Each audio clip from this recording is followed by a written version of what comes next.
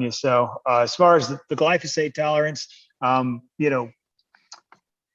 it's an interesting topic because, the way that I look at it is risk management, okay, from a sales standpoint and everything else. Because at the end of the day, my sales team, they're responsible for, talking the talk, educating along with our marketing team as well.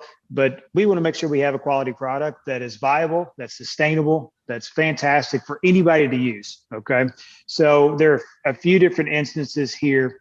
Let's talk about Roundup Ready style tall fescue, for example. Okay. Fantastic idea. Love it.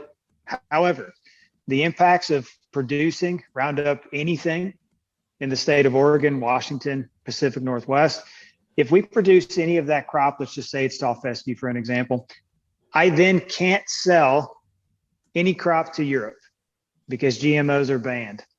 Okay. A lot of people, you got to think on a global approach here because, again, I'm the negative Nancy of the group. So the scenario is that if I produce something, it potentially gets cross-contaminated. Europe's no GMOs, bro. That's what they talk. That's what they want. They want authenticity when it comes to that. So as we talk about that, that's a big, big no-no when it comes to a global production scale, because we do a lot of movements, a lot of exports into Europe as well. From glyphosate tolerant that have a little bit of tolerance to glyphosate, tall fescues do have, naturally, they have some tolerance to tall fescues, to Roundup, or glyphosate. Naturally, you can go low rates. Not sure of those rates exactly, but I think, at the end of the day, you hit something very lightly on tall fescue, you'll ding it, it'll come back out. We actually have a product called Gly Rye, and that's a branded product on the Jacqueline side that we actually procured from them through the acquisition here back in October. Fantastic idea. We have clubs, high-end clubs, low-end clubs that use that product.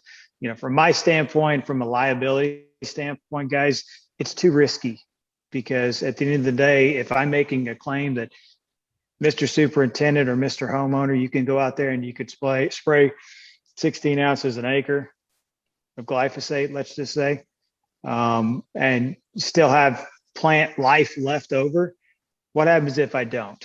I end up buying properties. I end up buying sod. There's a lot of risk involved in that. So that's my take on that. So we do have some of those opportunities. However, from a liability standpoint, we've chosen as a company to kind of back away from that because there's so much risk involved.